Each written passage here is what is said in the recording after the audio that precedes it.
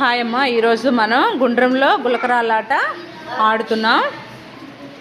ఇక్కడ కొన్ని వృత్తాల్లో కొన్ని అక్షరాలు ఉన్నాయి.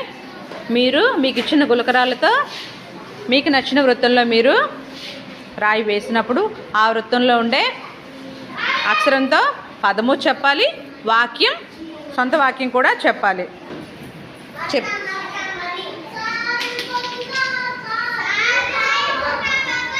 ఏనా మా చెప్పు.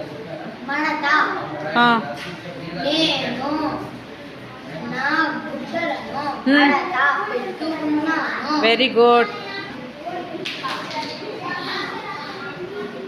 అక్షరం ఏంటమ్మా? పాత ఒక పదం చెప్పు.